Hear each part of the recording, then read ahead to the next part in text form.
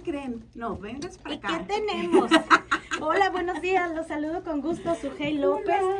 Me da un gustazo saludarlos a todos nuestros radioescuchas de Radio Universidad por el 88.1 de FM. Carlita Chávez, tenemos un súper invitadazo. Ay, sí, señora, pero me deja con estas cosas que a mí me dan el estrés. Pero bueno, nuestro invitado lo mencionaba ya ahorita desde el principio. Es alguien que ha venido desde muy lejos a contarnos su gran experiencia periodística, como es y como establece esta parte de nuestro podcast, el de Periodismo y Poder, más allá de la verdad. Y es algo tan memorable para nosotros los alumnos de la maestría de Periodismo y Poder que nos acompañe Alfonso Paulús, el doctor Alfonso Paulús, bienvenido. Gracias, buenos días. Presidente de Reporteros Sin Frontera España. Entonces, atentos en México, porque primero llegó de España para contarnos su experiencia, que haya llegado alguien de nosotros cerca, pero tienes mucho que contarnos. Te hemos estado escuchando toda la semana. Tuvimos el placer de tenerte en un escenario abierto al público en general, como parte de la conferencia magistral de la Semana de la Comunicación. Y luego te tuvimos en cortito, ahora sí que te hicimos bolita, como decimos aquí en México, te hicimos bolita, los maestros y los alumnos que trabajamos, que formamos parte estudiando la maestría de Periodismo y Poder. Y te preguntamos muchas cosas, pero nosotros nos guardamos las mejores para hoy. Ahí va la bolita de Carla Sujei. Alfonso, ¿cómo te encuentras? ¿Cómo te recibe Chihuahua? ¿Cómo te recibe la Facultad de Filosofía y Letras? Bien, la verdad es que ha sido un gusto venir y sobre todo un encanto como me han recibido, con mucha amabilidad, con mucha cortesía, con una hospitalidad increíble y la verdad es que casi me siento como en casa. O sea que sí regresas. Sí, encantado. Encantado porque en poco tiempo he visto mucho, pero me gustaría conocer más. No, y todavía te falta la sierra, y todavía te falta el frío y muchas cosas más que vivir. Si hubiéramos tenido la oportunidad, el hubiera no existe, pero si hubiéramos tenido la oportunidad, la señora Carla Chávez y una servidora, de acompañarte en este tour tan maravilloso que es la ciudad de Chihuahua y el estado en general, hubiera sido... Aquí te hubieras querido quedar, la verdad. Pero ¿qué les parece si nos platicas, Alfonso, tu labor periodística? Tu labor periodística, pero ahora sí queremos hablar no exclusivamente con el presidente ni el catedrático, porque aparte nuestro invitado de hoy es catedrático en la Universidad de... Profesor asociado a la Complutense, la Facultad de Ciencias de la Información. A la Complutense de Madrid. Entonces, aparte, todos los chihuahuenses hemos tenido una apertura, bueno, hay una particularidad en Chihuahua en que toda la gente que se dedica a la comunicación, ya de un nivel un poco más especializado, todos han pasado por la Complutense. Entonces, es muy común escucharlo para nosotros quienes nos dedicamos a la comunicación, pero quiero que nos cuentes eso que no nos has contado hasta ahorita desde tu ser y sentir como periodista y catedrático. Bueno, mira, te haría partícipe de algo que ocurrió en el año 2003, que fue la invasión de Irak. A mí me correspondió acompañar como periodista empotrado a los marines estadounidenses y bueno, la experiencia como profesional era poderosa, competías con los grandes medios internacionales, con muchos más medios, algunos de ellos, ¿no? Pero a la vuelta me di cuenta que los periodistas no estudiábamos a los militares igual que los militares estudian a los periodistas. Entonces, vi que ellos hacían estudios, que hacían máster, que hacían maestrías, y en ellos documentaban muy bien la relación que los militares habían tenido durante esa invasión, durante esa guerra. Del lado del periodismo había muy poco, porque los periodistas siempre estamos sujetos a la actualidad, siempre estamos corriendo y nunca nos detenemos a reflexionar. Así es. Entonces, digamos que en este escenario, pues lo primero que hice fue empezar a hacer acopio de todos los libros que estaban saliendo con relatos de periodistas, con algún libro de militares, pero de los militares sobre todo lo que había hecho muchos trabajos de investigación académica, a diferencia por completo de lo que era la producción científica en español o en castellano de de esa relación de militares y periodistas en zonas de guerra principalmente, ¿no? Qué interesante, porque al final de cuentas esta parte estratégica del militar era utilizada para tener una visión del periodista, saber qué decirle, saber cómo tratarlo. Y eso nos pone en desventaja en una guerra. A ver, la única desventaja real es quien tiene el poder de limitar o impedir el acceso al lugar, a la zona en concreto donde el periodista quiere llegar. El resto depende del saber hacer del periodista, de su experiencia, de lo que haya estudiado, de sus dotes para relacionarse, de sus dotes para transar. Y en ese momento, ¿tú cómo te encontrabas? ¿Qué sentías? Pues lo primero, que todos los hispanos, mayormente mexicanos, que estaban deseosos de contarme lo que estaban haciendo, y por supuesto en castellano. Ahora, tú nos contaste algo en corto durante una de las conferencias de esta Semana de la Comunicación, cuando hablábamos del lobby. O sea, el lobby ha sido algo que la primera vez que yo lo leí fue hace como unos 10, 15 años, y quienes lo sacaban precisamente en castellano y con ese título o con ese nombre era la prensa española. Y tú nos contaste ese lobby que hacías durante la guerra. Cuéntanos. Bueno, vamos a ver, la cuestión siempre es cómo obtener acceso a una información relevante, o cómo poder estar en el lugar idóneo cuando está ocurriendo algo, ¿no? Entonces, bueno, tú te puedes tener una acreditación, puede haber unos mandos o unos políticos o unos responsables del área de comunicación de un Ministerio de Defensa de cualquier país, que digamos que son amigables en el sentido que saben que cuando tú estás acompañando a sus tropas, tu visión va a ser la de las tropas, no las de su contrario. Entonces, lo que ocurre es que luego, sobre el terreno, a la hora de la verdad, lo que hay que saber es relacionarse. Y el saber relacionarse, pues es saber quién consigue resolver lo que hace falta en cualquier momento, aunque sea una aguja de coser. Y se me viene a la mente precisamente cuando mencionábamos en la Semana de la Comunicación el tener el contacto hasta el jugar el fútbol. Y te vi jugando fútbol y pidiendo una aguja, Alfonso. O sea, no, eso en Guinea Ecuatorial, que es un país muy chico, y el dictador, entonces, Junior, hoy es el dictador más longevo del mundo. Uh-huh. Como no se fiaba de sus militares, subarrendó militares de Marruecos, que eran sus escoltas. Wow. Entonces yo jugaba al fútbol con esos escoltas y con algunos cooperantes y policías españoles que había allí, y bueno, pues decía, pues nada, si me tienen que torturar, que lo hagan despacito. Pero, o sea, no había gol, nunca jamás les metiste un gol, no vaya a ser que... No, en eso no perdono. No, pero incluso también, por hasta ejemplo... los dejaban, ¿no? ¡Gol! ¡A ustedes, chicos! No, en la cancha no, eso no funciona. No, pero incluso en Irak, con los estadounidenses, eran todos chavales hispanos, jugando contra los británicos, que iban muy sobrados, y cuando perdieron, pues se rabiaron. Pero bueno, pues eran chavales jóvenes, la mayoría eran todos mexicanos, que les gustaba mucho el fútbol. Y bueno, pues... digamos, esa es la manera de establecer las relaciones siempre, porque son relaciones humanas y personales. Ahora, fíjate que tocas un tema importante. Tu visión al ser y al cubrir la guerra en varias ocasiones, estando en el área o recibiendo desde las agencias a las que tú perteneces, esta parte que dijiste de los mexicanos. O sea, todos estamos conscientes de que quien se va a la guerra en Estados Unidos no es el estadounidense. Cuéntanos qué te encontraste. Bueno, pues hay, digamos, unas coordenadas muy sencillas. Cuanto más se oscurece la piel, se va más a la trinchera, y cuanto más blanca es, se va hacia el mando. Y son unas coordenadas clarísimas.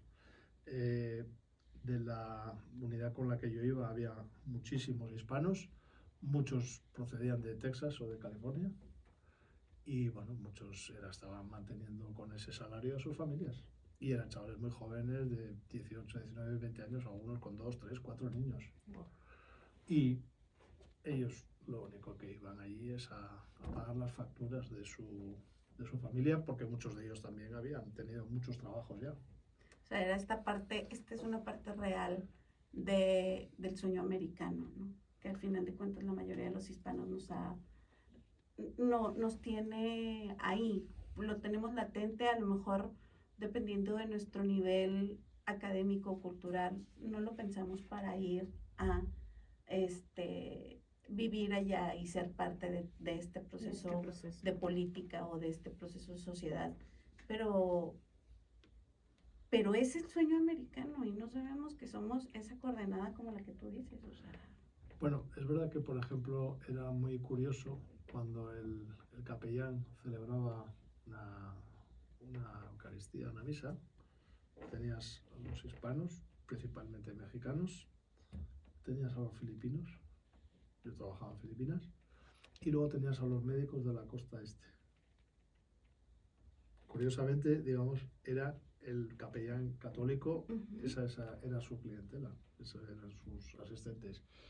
Y es verdad que ahí, digamos, también se veía efectivamente cómo las diferentes procedencias, digamos, otorgaban asignaciones y responsabilidades. Pero también es verdad que había los que, por ejemplo, trabajaban como policías en ciudades como Los Ángeles, también había los que se habían acogido al sistema que les permitía estudiar después de servir a Estados Unidos. Bueno, había una mezcla interesante de todo tipo de... Pero vamos, la mayoría era gente muy joven, 18, 19, 20 años.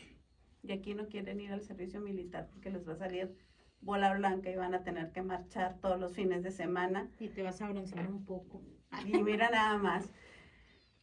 Cuéntanos, ahora sí hablemos de este encuentro que has tenido tú como periodista con México. Tú, o sea, esa cercanía que has tenido, la verdad es que hablemos, cuando nosotros iniciamos este podcast, obviamente hubo una investigación previa, y cuando hablas de periodismo de investigación y buscas los podcasts, lo único que encuentras son historias de casos desarrollados a través de algunos episodios, pero nunca este toque real del periodista, de cómo lo vivió, cómo lo sintió. O sea, lo que pasó, ya es historia, pero ¿tú qué sentiste? ¿Cómo lo viviste? ¿Cuál es tu perspectiva?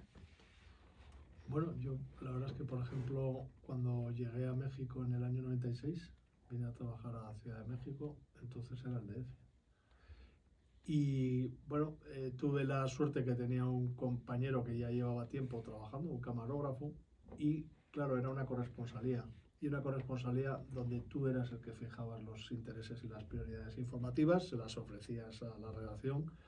Pero digamos que cuando trabajas en una corresponsalía, salvo que estés en Washington, que te va a tocar sí o sí el Capitolio y la Casa Blanca, o que estés en Bruselas, que vas a tener que hacer Unión Europea sí o sí, en México tú podías proponer las historias que querías contar. Y eso es una ventaja increíble porque te permite organizar tu tiempo, te permite planificar y te permite sobre todo ir a buscar cosas que crees que verdaderamente es contar el país y no necesariamente lo que la actualidad demanda y no necesariamente lo que todos los que están sujetos o protagonizan esa actualidad quieren que salga, que al final es lo que condiciona mucho tu trabajo cuando te vas a la Sierra Madre a hacer un reportaje, o cuando te vas a Oaxaca a hacer un reportaje, o cuando te vas a sitios donde te vas a encontrar con personas normales que te cuentan cómo viven, pues digamos tienes mucha más libertad y es mucho más interesante que escuchar, digamos, recitaciones de comunicados, boletines de prensa y demás. Sí, porque tienes la libertad de expresar lo que tú quieres, de comunicar lo que tú crees que es relevante para la ciudadanía o para la gente que te lee. Bueno, la cuestión es que tú le tienes que mostrar en pequeñas píldoras de 1 minuto o 2 minutos a la audiencia de una televisión de otro país, del que, hombre, en el caso de México es súper conocido, en España, que decir, la audiencia no es ajena a lo que ocurre en México ni a las costumbres. Hay muchos mexicanos que han venido, muchos españoles que han venido, en ese sentido no.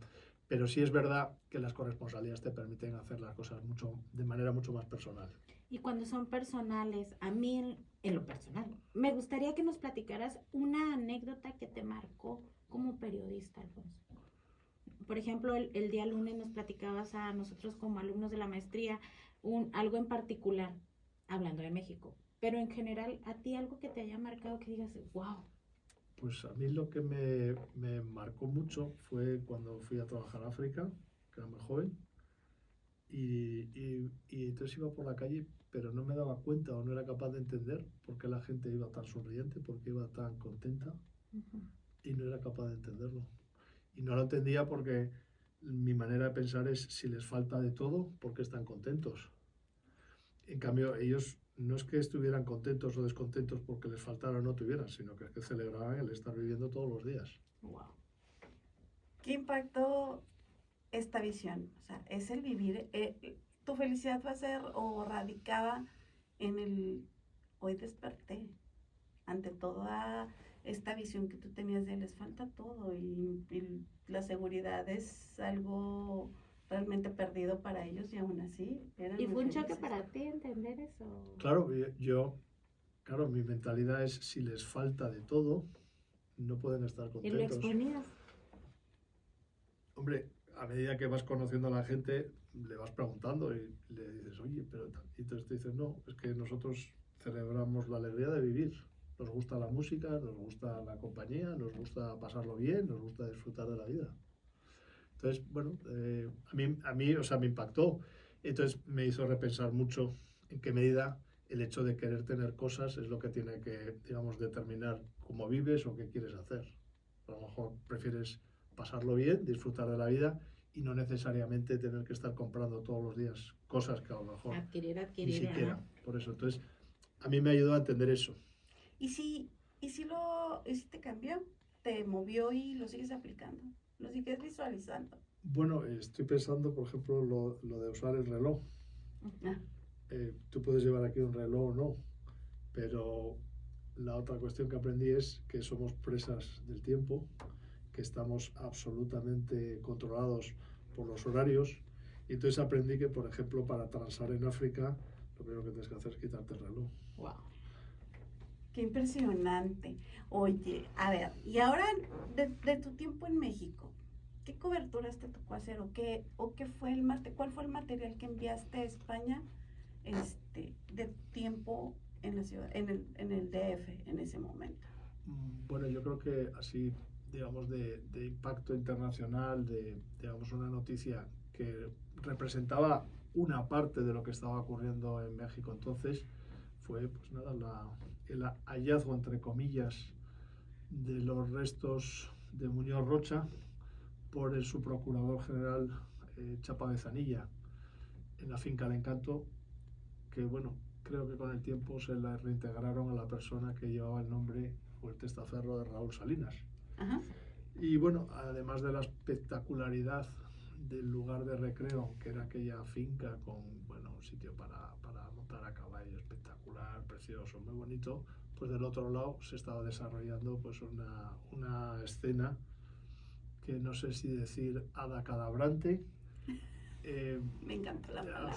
absolutamente increíble, porque claro, que los periodistas asistiéramos en vivo al desenterramiento de los restos mortales del presunto asesino de un magnicidio, pues aquello era bastante impresionante, sobre todo cuando la fuente principal de aquella historia era una vidente. Claro, aquello hacía derrumbarse por completo la historia, pero bueno, nos quedamos pensando, esto será México, esto es México mágico. Exacto. Esto, digamos, este delirio, como se le ha ocurrido a este señor, terminó siendo extraditado desde España a México porque se había fugado y en España lo capturaron y lo regresaron. Así es. Oye, ¿y tuviste oportunidad de platicar con la vidente? No, pero tuve la oportunidad, no, porque además... Nomás la mostraron y lo va y No. fue. Es que no llegó, ¿no? No, que no llegó a la finca. Yo allí no la vi, pero entre nosotros me hubiera tronchado de la risa. Oigan, ya estamos por concluir el podcast, pero me gustaría hacerte una pregunta. ¿Qué opinas de que se esté profesionalizando el periodismo? Que ya no sea un oficio. Bueno, a ver, yo creo que es compatible las dos cosas. Y además pienso que la profesionalización significa que el periodista se gane la vida dignamente con un salario que le permita pagar sus necesidades. Y eso para mí es indudable. Atravesamos una situación muy mala para el periodismo, pero otra cosa es cómo se adquiere el oficio y la destreza. El hecho de que tenga una parte de oficio no deja de ser que el aprendizaje lo haces junto a personas más experimentadas que te muestran cómo valorar, qué es lo que hay que tener en cuenta, cómo manejarte, cómo evitar caer pues, en trampas como esta que acabamos de describir, ¿no? El oficio es eso, es la adquisición de las destrezas necesarias para hacer mejor tu trabajo, pero tiene que ser un trabajo profesional y bien remunerado. No remunerado, bien remunerado. Alfonso, unas palabras que le quieras dedicar a los alumnos que están por egresar de la licenciatura, de la maestría de periodismo. Pues que estudien y que peleen, sobre todo que peleen mucho. Siempre, esta es una lucha permanente, una pelea constante, porque siempre hay alguien que te va a poner obstáculos, siempre hay alguien que te va a impedir o poner zancadillas o tratar de venderte escobas. Y yo no quiero comprar escobas, yo quiero enterarme de lo que ocurre para narrarlo. Y con esto nos quedamos hasta aquí. Soy Sujei López, Carla Chaires, y un gustazo, doctor, que nos hayas acompañado el día de hoy en este podcast de Periodismo y Poder, Más Allá de la Verdad. Escúchenos el próximo miércoles. Adiós. Pero lo que Nos dio el corte. Lo que ustedes no saben es que Mari nos regaló 10 minutos para el podcast. ¡Oh! Yo dije, ya venimos correteados, Alfonso, rápido, súbete.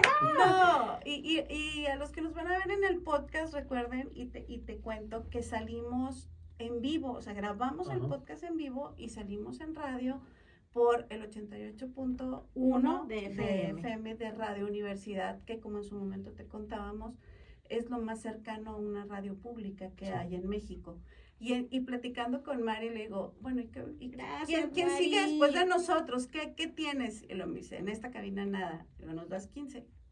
Adelante. Entonces, seguimos grabando, hacemos un corte. Se van a perder de mi maravillosa presentación de Done Sangre, por favor, lo necesitamos. Compre. Ah, no, ¿verdad? Done. Pero vamos a seguir platicando. Platiquemos, o sea, ahora...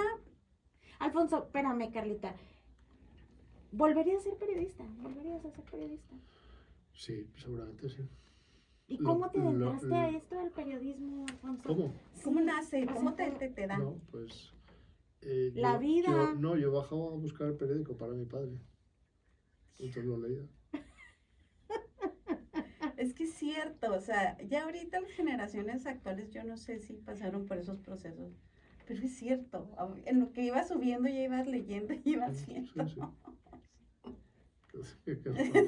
No tiene más misterio. No tiene más misterio. Es que me impresiona mucho cómo hay personas que buscan adentrarse en el periodismo, pero no hacen match. Y cuando la vida, o sea, por ejemplo, tú con tu ejemplo que dices, pues yo iba por el periódico para mi padre, ya hiciste match. Sí, está claro. O sea, sí me impresiona la verdad cómo si son casualidades o... Bueno, yo creo que a lo mejor hay personas que tienen personas que tienen la suerte de saber que esa es su vocación y personas que tardan más o que lo encuentran más tarde, ¿no? Ahora que, fíjate, a nosotros nos ha tocado observar cosas bien extrañas, por ejemplo, en este proceso de la profesionalización o el proceso de la academia. En la maestría en la que nosotros llevamos, la mayoría tienen una profesión diferente. Tenemos abogados, tenemos artistas, tenemos fotógrafos, comunicadores, yo soy diseñador gráfico. ¿Qué piensas de convertir el periodismo en esta parte como les decía yo, como este paraguas que ya, sí, claro, ya eres abogado, pero te falta esta visión? Bueno, es como los ingenieros informáticos que se suman a esta profesión, también son necesarios porque a lo mejor tienen conocimientos que nosotros como periodistas, digamos, genéricos o generalistas a lo mejor no tenemos. Bueno, por un lado yo creo que la profesión obviamente necesita una preparación, una formación académica. O sea, esto para mí es obvio. Y luego es verdad que nuevos perfiles pueden aportar también nuevas capacidades. Y también es verdad que no es lo mismo a lo mejor si quieres hacer periodismo de viajes, que se necesitan unas destrezas, que si quieres hacer periodismo político, que si quieres hacer periodismo económico, financiero, o periodismo de deportes. Digamos que determinadas habilidades y determinados conocimientos probablemente hagan que seas mejor periodista en según qué campos, ¿no? Y obviamente, yo por ejemplo, una cosa que me sorprende, la gente joven, la licencia de manejar hoy en día no le da ningún valor. Así es. Claro, pero yo cada vez que miro un currículum, miro a ver si la tiene. Nosotros estamos ahora mismo terminando un proceso de selección para hacer un curso de entorno hostil para periodistas que van a zonas, situaciones de riesgo, y una exigencia es tener el carnet, y si no tienes la licencia, por más puedes experiencia manejar. que tengas, Este curso no lo haces. ¿Por qué? Pues porque en situaciones complicadas a veces es imprescindible saber manejar para poder evacuar o arrear y salir zumbando de algún sitio. No, pues es que tienes que tener el perfil sobre todo para salvarte. Para correr, para manejar, para tener la habilidad de salir huyendo. Me haces pensar en otra cosa. O sea, si no eres alguien que está listo para cumplir con la normatividad de tu país, entonces no vas a estar listo para cumplir ninguna otra orden. Bueno, andamos manejando sin licencia de manejar. No, pero si la cuestión es, digamos, que hay destrezas que a lo mejor no les damos la importancia necesaria, pero luego son muy útiles. Los idiomas, yo cuando me preguntan los estudiantes digo, idiomas. Porque los idiomas también es una manera muy rápida y muy sencilla de descartar candidatos. Híjole. Tienes que cuéntanos ese punto, porque ese es un punto que, así como aquí en México hay una frase que dice, tocas fibras muy sensibles, sin raspar muebles, cuéntanos la importancia. ¿Cómo está? Mucho gusto, recordamos inglés. Cuéntanos la importancia precisamente de los idiomas. O sea, en el periodismo internacional necesitas comunicarte, y básicamente hay una herramienta de trabajo prácticamente en casi todo el mundo, que es el inglés, pero tienes el español, tienes el árabe, tienes el ruso, tienes, digamos, otras lenguas que son muy útiles. Y, a ver, si viene alguien a la redacción donde tú estás trabajando en tu medio y digamos que es el mejor cineasta italiano, y pregunta a alguien, ¿quién habla italiano? ¿Quién va a hacer la entrevista, al cineasta o a la cineasta? El que hable italiano. Pues el aplicado del italiano. Ay, no, entonces, ya. O sea, con eso nos diste un... No, es que es así. Es que van 2 goles, mirad.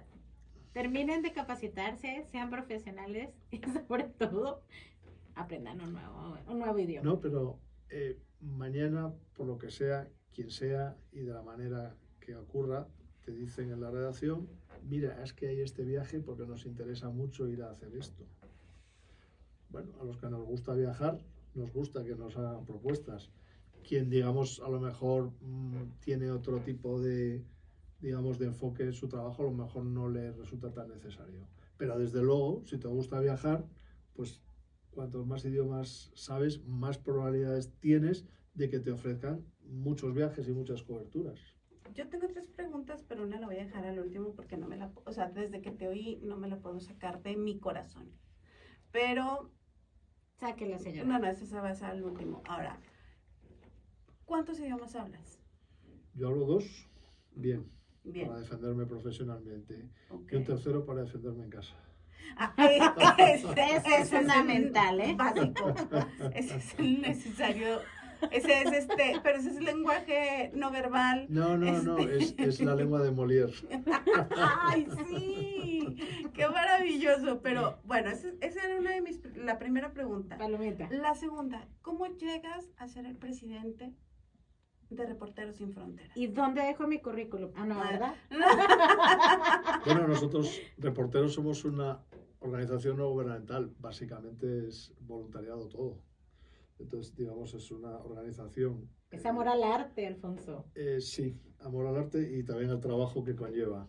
No, simplemente yo era el secretario general cuando me pidieron que, digamos, pues fue justo cuando, poco antes de comenzar la pandemia, pues en esos momentos que había muchas dificultades, pues quedó vacante la secretaría, me pidieron que la asumiera y el presidente que estaba, Alfonso Armada, llevaba 4 años y es muy intenso. Es una labor que exige mucha dedicación, muchas horas y decía que, bueno, que él también tenía que ganarse la vida, ¿no? Y bueno, yo por suerte ya después de 35 años en la agencia EFE, digamos que tienes la ventaja de ya tener un horario, cosa que el periodismo es una cosa bastante exótica, vamos a llamarlo exótica, ¿no? Pero eso se debe también a que tienes una función que permite o que aconseja tener horario y eso permite que gobiernes un poco mejor tu agenda y puedas pues dar clases en la universidad o puedas, digamos, representar a una ONG. Bueno, me propusieron que me hiciera cargo y bueno, pues me tocó un poco darle la vuelta a la organización en el sentido de hacer de una organización que venía funcionando como todas las organizaciones hasta que la pandemia dejó claro, no, a mí no, yo esto ya lo tenía muy claro hace mucho, que virtualmente se puede, digamos, manejar algo que, por ejemplo, si yo tuviera que ir a Madrid a una sede de Reporteros Sin Fronteras, la mitad de mi dedicación sería ir y venir. Mientras que con una organización virtual digital, puedo estar en México resolviendo temas sin tener que ir a una oficina, a una sede. Entonces, digamos, transitar del sistema de trabajo de una organización presencial a una virtual, pues me tocó hacer eso y bueno, y hacer viable económicamente la organización, claro. ¿Y cuál te gustó más? Si te digo la verdad, en la parte presencial es que a mí me resultaba imposible, así como las clases, tengo clarísimo que a mí me gusta darlas presencialmente, no me gustaría ser profesor virtual, de hecho no dejaría eso si me ofrecieran ser virtual. De hecho, fíjate que es una de las cosas que nosotros demandamos como alumnos de la maestría, que sea presencial todo, o sea, tuvimos el gusto y el honor de tener a Octavio Islas, que está allá en España, dándonos cátedra. Y sí, nos aportó muchísimo y se lo hemos de reconocer, pero nos gustaba más presencial. No, la dinámica cambiaba totalmente. Yo creo que sí Teníamos un conflicto real entre los horarios México-España y después el concepto de ambos, ¿no? O sea, el decir, yo estoy todavía trabajando sobre estos temas y ustedes ya van bien retrasados porque yo llevo un avance. Al final de cuentas, él es todavía columnista de uno de los periódicos más importantes de México. Así es. Pero sí nos aportó muchas herramientas muy interesantes. Pero sí hubiera sido maravilloso tenerlo en presencial. Bueno, lo que pasa es que es verdad que a veces, digamos, hay que tratar de tenerlo todo, lo presencial y lo no presencial. Pero yo, para mí, digamos, la parte académica, la parte docente, para mí el interés tiene que ser presencial. Si no es presencial, a mí no me aporta lo que me aporta la presencial. Mientras que determinadas tareas, tú cuando eres corresponsal, teletrabajas. Tú cuando estás en un barco en alta mar, teletrabajas. Tú cuando estás en el desierto de Irak, teletrabajas. Yo llevo teletrabajando 35 años, entonces para mí no supone ningún problema de ir a calentar la silla a ninguna parte. Así es. Esa parte es muy, muy real porque no nos hemos dado cuenta y no somos conscientes de que tenemos mucho tiempo teletrabajando, como dices. O sea, siempre estamos así. Pero los mexicanos nos falta, disculpa que te toque así, de que la carnita, el calorcito. La proximidad, la sonrisa, el gesto. La carita de, el gesto. me está hablando de verdad, amistad. Sí. Sí, eso es indudable. Lo que pasa que también ocurre que de repente, si tú puedes tener la oportunidad de que si acontece algo en Australia y está en la otra punta del mundo, también tienes la posibilidad de alcanzar Australia, cosa que a lo mejor antes no la teníamos. Y digo Australia porque yo me tocó la parte derecha inferior del mapa mundi, digamos, gobernarla informativamente para una agencia internacional desde Filipinas. Y obviamente, digamos, las nuevas tecnologías me permitieron que el trabajo fuera de muchísima mejor calidad porque el contacto con los corresponsales, digamos, era mucho más dinámico. No existía Google y solo existía ICQ. Existía ICQ, que era el primer chat online. Sí. Ahora, última mi pregunta que te la tenemos que hacer porque esta parte es la esencia es esencial en este podcast. ¿Qué pasó con María Félix? Bueno, ¿Tú crees que me ¿Hay lo iba a historia guardar? con María Bueno, pues, Félix? ¿Tú crees que yo me pues, iba a guardar eso? Imposible. ¿qué pasó? Que se quedaron rabiando todos los corresponsales españoles después de enterarse que yo había hecho una entrevista a María Félix. Wow. Se quedaron todos rabiados. ¿Y cómo te fue la entrevista? ¿Y ¿Cómo la tienes evidencia? viviste? ¿Tienes foto? ¿Todo? Todo lo que Bueno, vemos. ¿Te crees? No. está en Antena 3, lo mandamos a Antena 3. Pues ¿Y tú vamos te a ver. quedaste con alguna fotografía? No, me enseñó su ropa de cama que le habían regalado en España y Dios y santo. me dijo, pero usted no se pensará acostar conmigo. No, ¿Y cómo fue- te hizo sentir fue- eso, O sea, Alfonso? No, en su casa. o sea, al principio, al principio, digamos, me hizo transpirar. pero bueno, a medida que la conversación fue transcurriendo, hubo un momento en el que el cámara le hizo una señal al ayudante de iluminación para que descorriera un tapiz que ella había mandado enrollar para que no se lo estropeáramos, pero claro, estaba estropeando el plano de la entrevista. Y entonces, claro, yo estaba viendo que se estaba transpirando porque como se diera la vuelta y viera al otro en el suelo desenrollando el tapiz en mitad de la entrevista. Pero no, a ver, era un personaje fascinante. Tenía 80 años, ya se había domesticado a 3 ilustres mexicanos y a unos cuantos periodistas. Y le tocó al doctor Alfonso Sí, ser sí. uno de ellos. ¿Y si Bueno, creo que a Jacobo Zabludowski le dio algo. Algún que otro disgusto Sí, en y sí. vivo. Y sí creo, sí, eso sí me tocó verlos, pero... Sí, a mí también, sin duda. Pero hoy escucharte decirnos esta parte que yo, a ver, cuéntanos. Y fuiste a su casa y estuviste con ella y Sí, te ofreció, ¿y bebiste con ella o no bebiste con ella? pues a ver, no recuerdo si empezamos a ver, pero sí creo que nos ofreció lo que quisiéramos tomar. Pero no, digamos, ya con 80 años, ya no, aquello no era un plan de pasar toda la noche allí. Sí, qué triste. No, pero a ver, era un personajazo, una personalidad arrolladora y sobre todo tenía una memoria prodigiosa, no se olvidaba de nada. Hijo, qué impresión, Sí, sí. qué impresión, porque como dices tú, fue una mujer que domesticó la política, Así es. el espectáculo y la cotidianidad. Es difícil no saber quién era María Félix.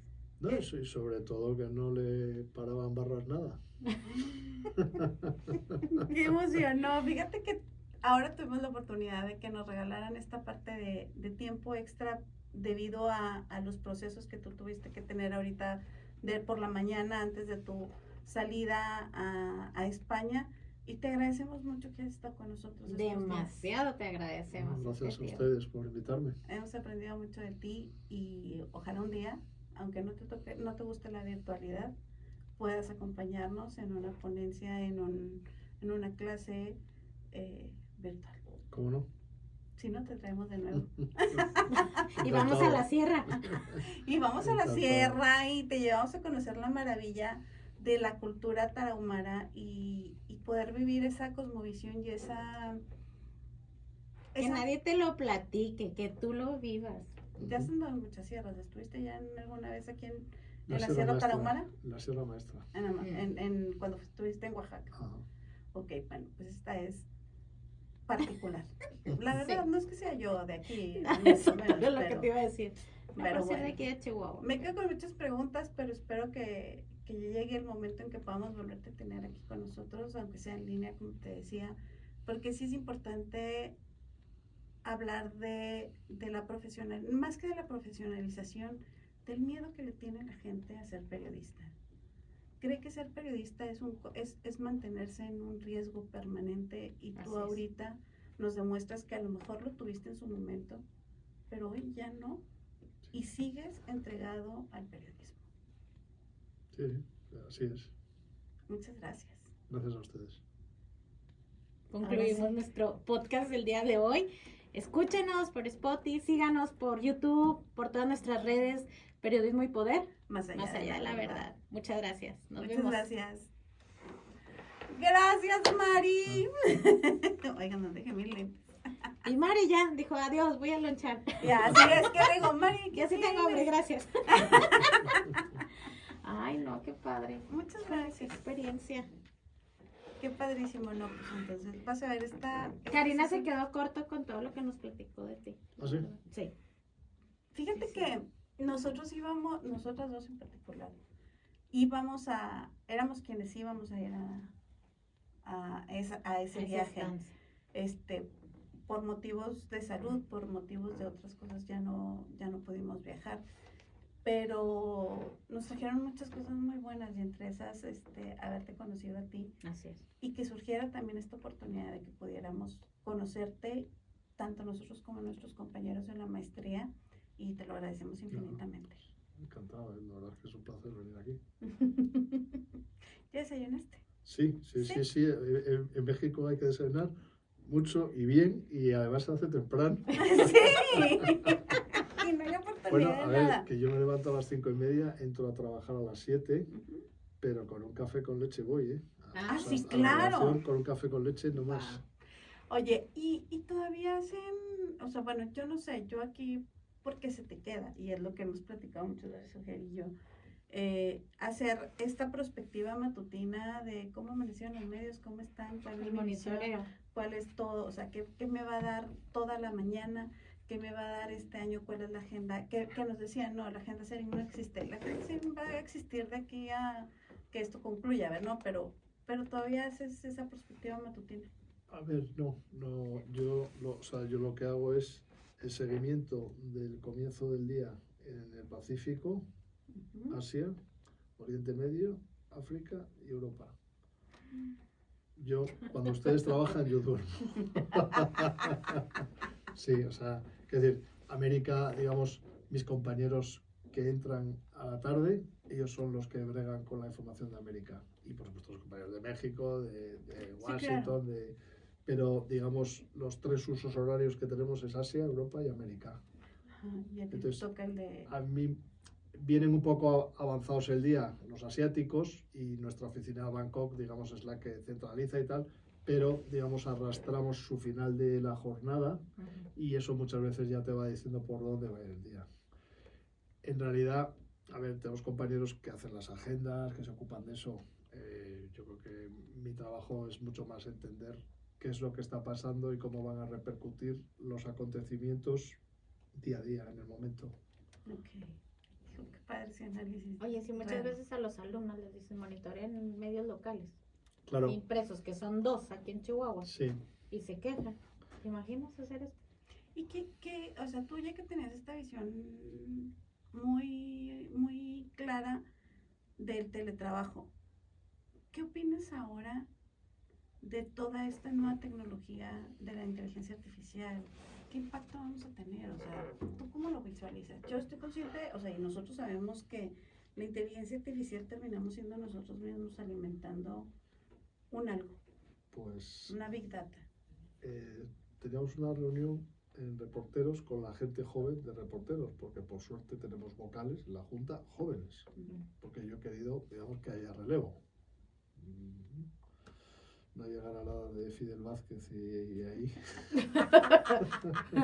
Así que Velázquez hasta que Entonces- llegó al pie de Entonces, la tumba. yo les decía, es que no me queda tiempo para, digamos, la comunicación interna a los socios o a la Junta. Entonces me dice un chaval joven, 30 y tantos, muy listo, me dice, yo eso en 3 minutos me lo hace la inteligencia artificial. Claro, es tentador, ¿eh? Pero claro, yo estoy acostumbrado a que yo escribo lo que quiero. Pero claro, llega un momento que no das abasto. ¿Vale? Entonces puedo pedirle a alguien que lo haga y yo, bueno, si utiliza la inteligencia artificial. Entonces yo la estoy intentando entender y poner a prueba y ver efectivamente. Claro, yo por ejemplo llego a mis estudiantes el curso pasado, les leo una crónica favorable, digamos, o de una película de cine y una desfavorable, que es lo que le he pedido a la inteligencia artificial que me escriba. Se las leo y les digo, están bien, ¿Cuál es cuál? Ah, pero no tiene alma. Ujú. Está bien, pero no tiene alma. y muchos queridos. Y por supuesto, al que se le ocurra pensar que se me entrega esto me la va a colar, está muy equivocado. Sí, claro. Oye, es que hace unos días me encargan una semblanza, porque acaba de fallecer una querida doctora y amiga. Y por tiempo, yo hice así súper rápido, y se me hizo fácil, y ayúdame, inteligencia. Se la paso a la señora Carla Chaires, quien es mi amiga y es compañera de oficina y de aula, de la vida. Todo. Y le digo, dale una hoja, Y ayúdame. me manda así las dos opciones, y yo, sí, muy linda la primera, pero profesionalmente está mejor la segunda. Pero me salieron varios gerundios. Tienes un montón de gerundios, o sea, y eso es algo que no termino de entender. Pero también, déjame te comparto, por ejemplo, nosotros que estamos en la maestría y venimos ajenos al periodismo, de ser honesta. Sí, claro. Estas nuevas herramientas y esto que se nos está presentando, la verdad es que es un mundo totalmente desconocido para nosotros. Para todos, no para vosotras, y para fíjate, todos. mi padre, mi papá se encarga de lo vial, pero de transporte de vehículos grandes, cambiando un poquito de tema. Y me decía él, no paras. O sea, por ejemplo, nosotros ayer prácticamente nos fuimos 8 de la noche y todavía llegamos a casa, somos mamás, somos estudiantes, somos todo. 1 de la noche me dormí yo ya. Y me decía mi papá, en una de esas pláticas, no paras. ¿Y cómo le haces? Y le digo, pues es que en veces sí hay que, pues, ay, inteligencia, ayúdame, Carlita, ayúdame. O sea, tienes que buscar ayuda, apoyo. Sí. Y me decía mi papá, fíjate que mi papá es un señor de casi 60 años, está joven mi padre. Dices casi 60, yo tengo 59. No, estás joven. Yo tengo ¿Papá? 49, yo tengo 49, cada vez que dicen ellos, yo soy la más 34. chica, o sea, yo soy la mujer más grande ahorita de mi generación en la maestría de periodismo. Pero ya les digo, ya cuando la oigo, le digo, no, ya los años a mí ya me dieron el privilegio de dormirme a las 10. No, pero aprendemos, yo llegué. Gracias, bye. Pero fíjate, me decía mi papá, dice, híjole, nosotros ahí en el departamento son ya señores grandes de nuestra edad. Hechos. Dice, tenemos un chavalito, un joven, dice, que le sabe mover y picar a la computadora y nosotros nomás lo vemos y le decimos, a ver cómo le hizo, y nosotros hasta le estamos con los monos. Le digo, ay papá, le dice, no, dice, es que en serio, se necesita involucrar a estas nuevas generaciones para que nos actualicen, y luego retomando, por ejemplo, lo de la semblanza, CN funeral y todo, y era catedrática de la facultad, fue catedrática y me topó alumnas egresadas de la licenciatura en periodismo. Chicas, ¿cómo están? Y que no sé qué, platicando. Y luego me dicen una de ellas, bueno, 2. Les digo, regresen a su alma mater. Regresen, capacítense, métanse a estudiar la maestría o cualquier otra cosa que a ustedes les apasione, pero pónganse a estudiar, no se queden así. Están mal pagados, ¿para qué? Les dije, bueno, ¿les gusta el periodismo? Sí, que está mal pagado. Lo que tú quieras y mandes, porque excusas son muchísimas. Pero les decía, me preguntan a mí, ¿quién te está dando clases en la maestría? Yo, fulanito, sutanito, Juanito, Paquito, Pedro. Y yo, y yo, por eso quiero que entren a la maestría, por eso quiero. Porque todavía tienen la visión de cuando eran jovencitas. Sí, claro. Sí, claro, del maestro así de... Ajá, y luego les digo, ese maestro que ustedes dicen, con ese maestro nosotros nos damos de palabras y defendemos nuestro punto de vista y él defiende y se arma un debate tremendo, y mi amigo el que es de derecho, la otra que es artista, y ahí es un conjunto. Para nosotros es una terapia, nosotros vemos como terapia esa maestría, te lo juro. O sea, porque así como te dice Carla, viene de otra universidad, viene de otra carrera. La verdad es que cada uno aporta un granito de arena, Alfonso, y nos tiene maravilladas. Por ejemplo, cuando nos dicen esto del podcast, bueno, gestionamos el podcast porque empezamos a indagar, Carla y yo, no había esto, o sea, aquí en México, y lo buscamos también en España, y no encontramos, Alfonso. Entonces nosotros, escuchen a verdaderos periodistas, a gente preparada, investigadores que están en el periodismo, y que sepan que pues aquí está la Facultad de Filosofía y Letras, aquí está la licenciatura, está la maestría y próximamente el doctorado. no tienes que irte a otro lado, tienes que quedarte aquí, si así lo decides, prepárate y migra. ¿Sabes qué? Tenemos ese problema de, vengas a estudiar periodismo y no, es una actividad de riesgo. Oye, y yo a las niñas, fíjate, precisamente, les decía, que el maestro, y la plática de cómo nos enfrentamos ante el debate, y me decían, ¿y ya se va a jubilar? Le dije, entra a la maestría, prepárate, y ármate con todas las herramientas para que ese docente se retire y entres tú. Y se quedaban las chavalas porque tú ya tuviste la experiencia como alumno de la licenciatura y tú ya sabes y identificas qué es lo que no quieres para esas nuevas generaciones y para esos alumnos que están sentados en el transcurso de la mañana de la licenciatura. Capacítate. Bueno, ¿sabes lo que pasa? Que hay algo que no cambia y es que el que está de profesor es del siglo pasado y los alumnos lo van a seguir viendo. Como el más... Una vez mi hijo tenía 4 o 5 años. ¿Cuántos hijos tienes? 1. Y me dice, papá, ¿qué hacen esos señores ahí? Y eran unos jovencitos de 15 o 16 años que no sé si estaban fumando mota, pero no le iba a decir que estaban fumando mota, pero para él, con 4 o 5 años, los de 15 ya eran señores. Ok. Yo así. Señores. Sí, es lo que siempre, y yo me río mucho porque a todas las mujeres les digo, oiga señora, y señores de respeto, Sí, es de... No, pero Sí, los de estudiantes respeto. siempre van a ver al docente como alguien mayor. Sí. Mayor, sin experiencia, viejo, Sí. sin trascendencia, Bueno. ¿no? Y mira que la verdad, nos hemos topado con docentes muy preparados, o sea, y escucharte, por ejemplo, a ti decir, o sea, para mí el teletrabajo era algo, no fue algo nuevo en la pandemia, fue algo que yo ya venía trabajando aquí. Yo estaba convencido de que eso iba a funcionar. Yo me compré una casa a 40 kilómetros de Madrid pensando que quería teletrabajar. Hijo, qué padre, sí.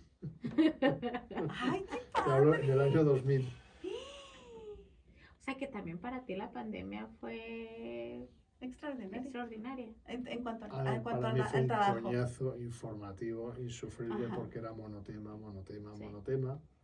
pero digamos, profesionalmente era un reto muy grande. Entonces me tocó ser el responsable internacional por la mañana de EFE. Y como era el segundo internacional, me tocó ocuparme de la información y del bienestar y la salud del personal. Oye, y en España el tema estuvo, o sea, las medidas de salud fueron muy intensas, o sea, hubo tiempos en los que estuvieron realmente encerrados, realmente encerrados. A ver, yo tenía alumnos chinos y yo editando información de China, digamos, todo se veía venir.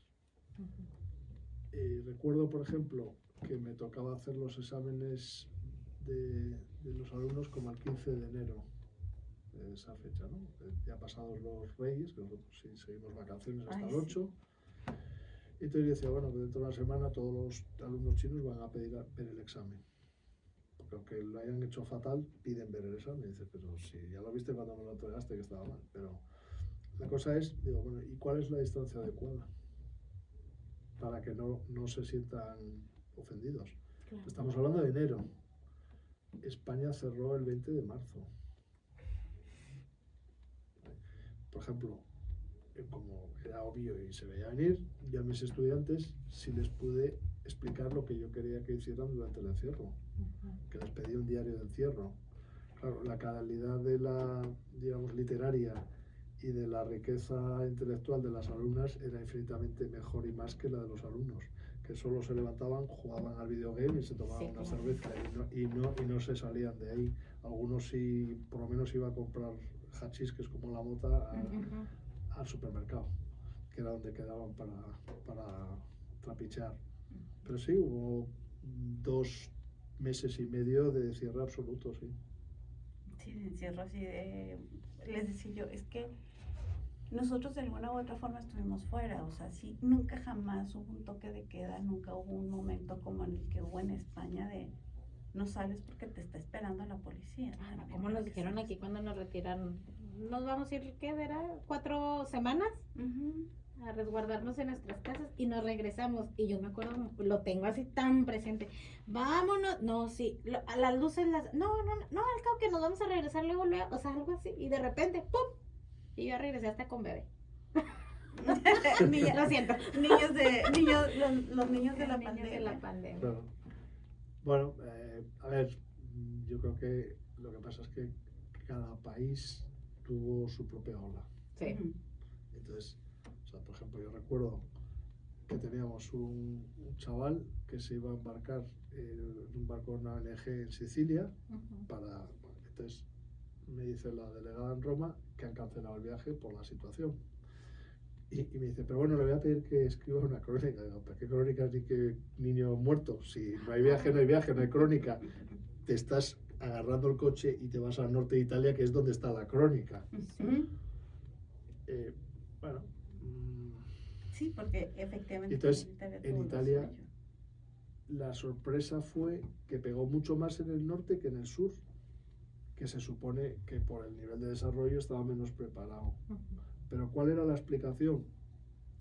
Que en el norte no había tomado ningún tipo de medidas y como digamos tiene más actividad económica y consecuentemente mucho más movimiento, pues había llegado, se había instalado y allí pegó duro. Y en España pues 2 semanas después, 3 semanas después. Pero también había una geografía de la calidad de la asistencia hospitalaria y médica y se notaba mucho. Porque yo, por ejemplo, yo soy de Asturias, claro, no quería hacer chauvinismo, pero, por ejemplo, me explicó un compañero de mi clase, que él sí era virólogo de formación, porque en España descubrimos que había 35 millones de virólogos de un día para otro. Y nadie sabía. Todo el mundo sabía de virus y de tal, Sí, claro. pero este compañero mío de clase es lo que había estudiado para ser médico.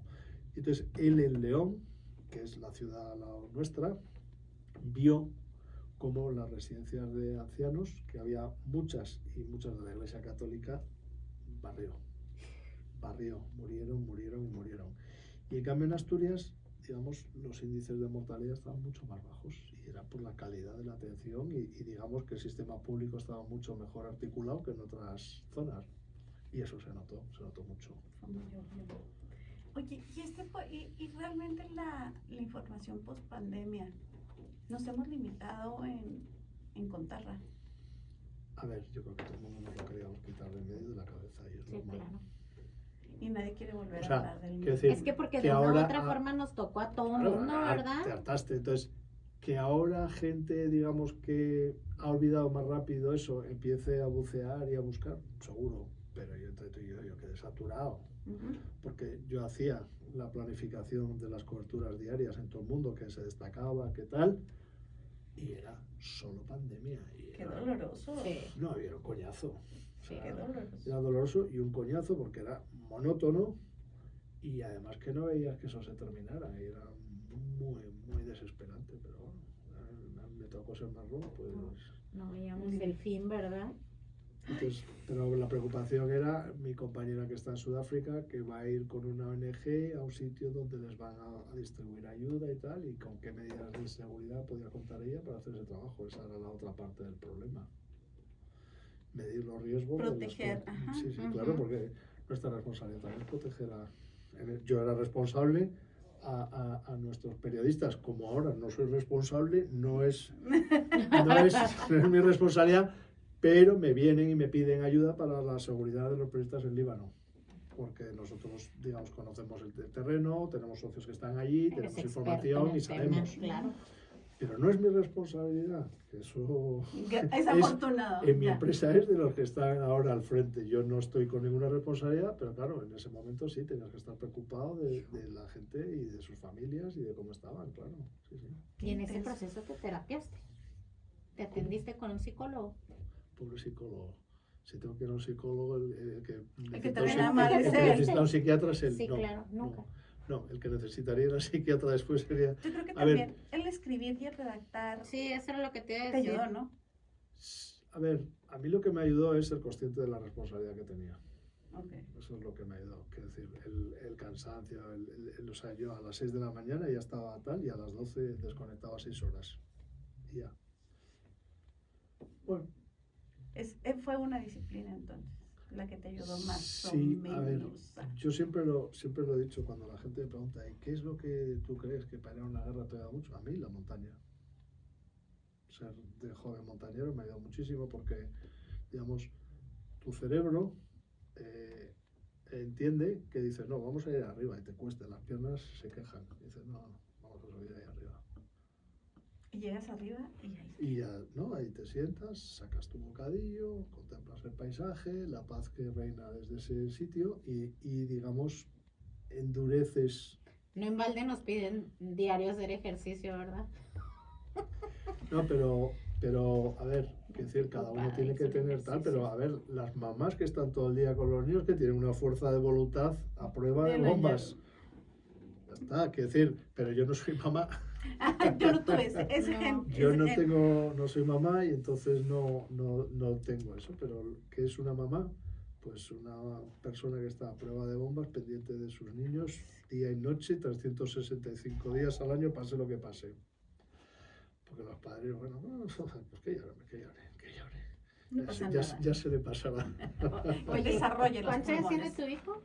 20, ya te digo, Venga, sí. ¿y a qué se dedica tu hijo? Pues está estudiando Relaciones Internacionales en Holanda. Ah, qué padre. Bueno, vamos a ver qué camino encuentra en la vida, porque para la gente joven, por ejemplo, los salarios en España están muy mal. De hecho, sigue viajando y no vengas a trabajar aquí. Bueno, que haga lo que le dé la gana. Que para Pues eso- es que para así eso es están mayor. muchos, o sea, por ejemplo, periodistas, pues tienen 2, 3 trabajos. Sí, no, Yo, no, a ver, pues, yo sí, tengo un sí. salario muy digno y tengo otros 2 trabajos, uno voluntario y otro en la universidad, que es como si fuera voluntario. ¿Y Pero, cuál te gusta más?